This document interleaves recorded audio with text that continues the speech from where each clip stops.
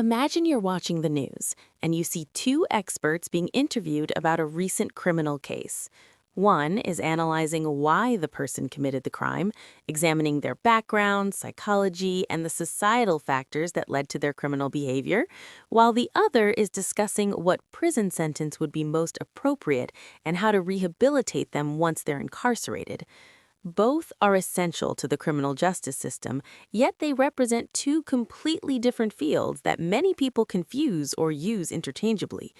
Today, we're going to explore the critical differences between criminology and penology, two fields that sound similar but operate in fundamentally different spheres. And by the end of this video, you'll understand not just what separates them, but why both are absolutely vital to creating a fair and effective criminal justice system. Let's dive deep into this fascinating topic. To begin, we need to establish clear definitions that will guide our entire discussion. Criminology is the scientific study of crime, criminals, and criminal behavior. It's a discipline rooted in multiple sciences, including sociology, psychology, biology, and anthropology, and it seeks to understand the nature, extent, causes, and consequences of criminal behavior within society. Criminologists are investigators of the criminal act itself. They ask questions like, why do people commit crimes? What social, economic, psychological, and environmental factors contribute to criminal behavior?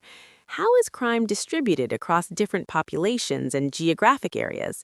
What are the patterns and trends in criminal activity? Criminology is fundamentally a science of understanding, a field dedicated to uncovering the truth about why crime happens.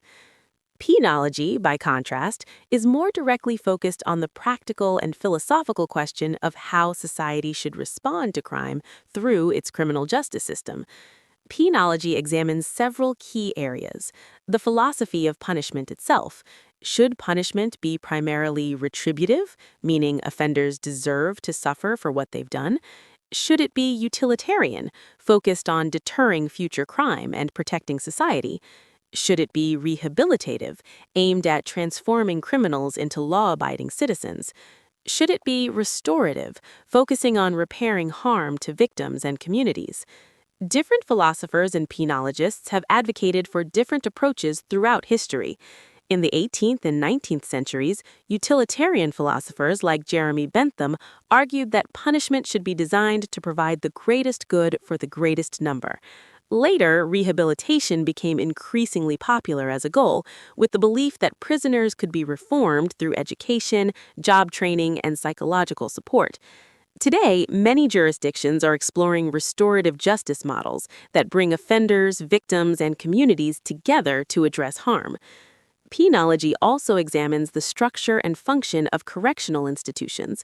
This includes studying prison design, security levels, inmate management, rehabilitation programs, staff training, and the conditions necessary to maintain order while treating inmates humanely. Penologists research questions like whether private prisons are more effective than public ones, whether solitary confinement is justified, and what rehabilitation programs actually reduce recidivism rates. Sentencing policy is another major focus of penology.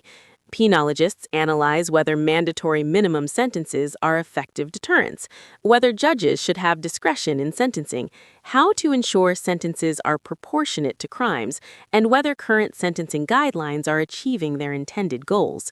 They might study the impact of 3 strikes laws, which mandate life sentences after 3 felonies, and whether such laws actually reduce crime or simply overcrowd prisons.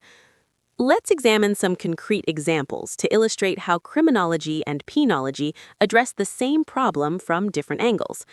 Consider the issue of gang violence in urban areas. A criminologist studying this phenomenon would investigate the root causes.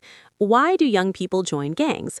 What economic desperation, need for belonging, or protection do gangs provide?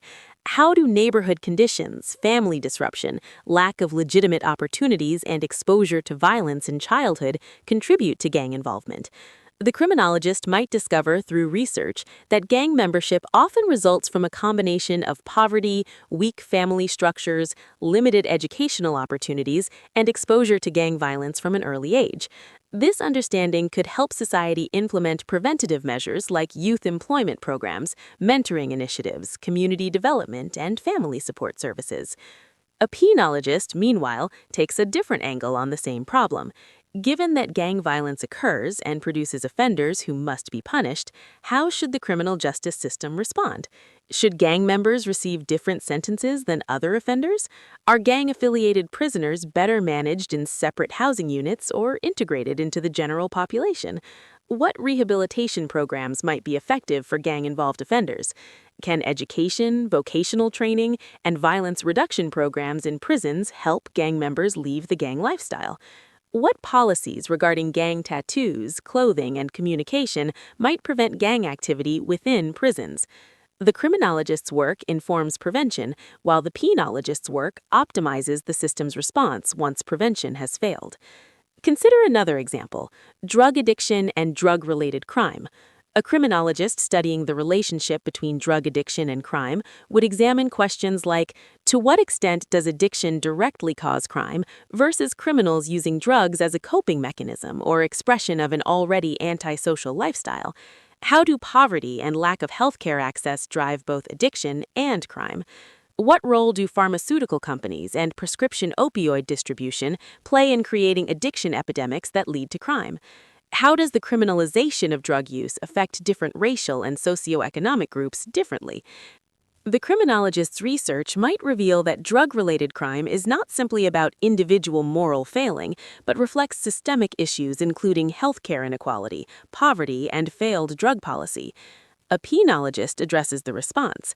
Should drug offenders be incarcerated in prisons, or should they receive treatment in specialized facilities? Are drug courts, which divert offenders into treatment rather than incarceration, more effective at reducing recidivism? What role should medication-assisted treatment play in correctional settings? What can prisons provide access to counseling, rehabilitation, and reintegration support for formerly incarcerated individuals with addiction? Should we legalize or decriminalize certain drugs to reduce the burden on the criminal justice system? These are fundamentally different questions requiring different expertise. The relationship between criminology and penology is synergistic. They inform and strengthen each other. Criminological research provides the evidence base that should guide penological policy. For example, criminological research showing that rehabilitation programs reduce recidivism more effectively than purely punitive approaches influence the development of penological policies emphasizing rehabilitation.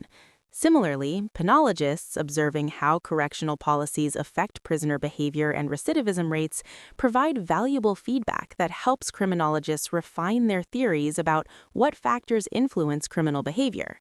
When this relationship works well, we get evidence-based criminal justice policy that is both effective and humane. However, throughout history, we've seen unfortunate examples where penology proceeds without adequate input from criminology, leading to ineffective or harmful policies. For instance, despite criminological research indicating that longer sentences don't significantly deter crime, many jurisdictions implemented increasingly harsh sentencing policies. Despite evidence that rehabilitation works, some prisons reduced educational and vocational programs. These disconnects between criminological knowledge and penological practice often result in wasted resources and continued high recidivism rates. Let's examine some of the key differences in methodology as well. Criminology, as a scientific discipline, employs rigorous research methods. Criminologists conduct quantitative research, analyzing large data sets on crime rates, offender demographics, and victim characteristics using statistical analysis. They conduct qualitative research, interviewing offenders, victims, law enforcement, and community members to understand crime from multiple perspectives. They perform longitudinal studies, following individuals or communities over time to understand how risk factors develop. They conduct experiments and quasi-experiments to test theories about what causes criminal behavior. Criminological research is peer-reviewed and published in academic journals, subject to scrutiny and replication by other researchers. Penology uses different methodologies suited to its practical focus. Penologists evaluate correctional programs. Do they actually reduce recidivism? They analyze policy implementation. How do sentencing guidelines affect outcomes across different demographics? They conduct cost-benefit analyses. Is it cheaper to incarcerate someone or provide treatment? They interview correctional staff and inmates to understand institutional dynamics. They study international comparisons. How do different countries' approaches to punishment affect crime rates and prisoner rehabilitation? Penology often operates at the intersection of research and practice, as penologists frequently work in or directly with correctional institutions. The career paths for professionals in these fields differ significantly as well. Someone with a criminology background might become a criminal justice researcher at a university, conducting studies on crime causes and patterns. A crime analyst for a police department, using data to identify crime trends and hotspots. A consultant for government agencies, advising on crime prevention strategies. Or a policy advocate, using research to influence criminal justice legislation. Someone trained in penology might become a corrections administrator, managing a prison or jail, a probation or parole officer, supervising offenders in the community, a prison program developer, designing rehabilitation initiatives, a sentencing commissioner or policy advisor, helping develop sentencing guidelines, or a correctional researcher, studying how policies affect outcomes.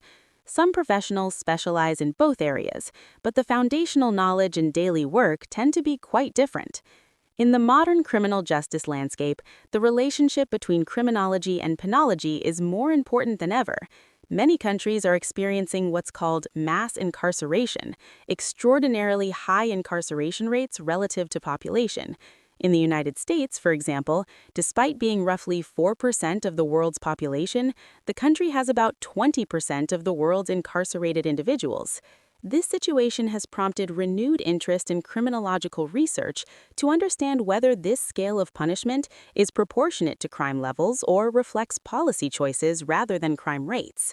Simultaneously, penologists are exploring alternatives to incarceration, restorative justice programs, drug courts, mental health courts, community corrections, and diversion programs.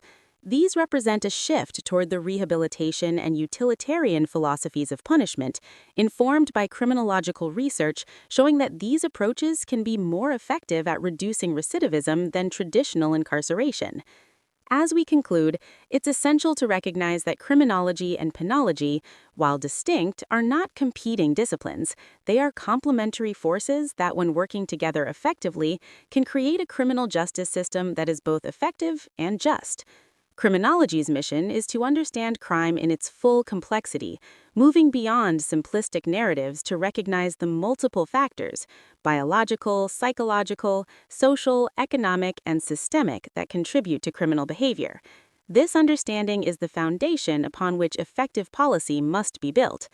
Penology's mission is to design and implement systems of punishment that serve society's legitimate goals, protecting the public, deterring future crime, rehabilitating offenders where possible, and providing proportionate justice to victims.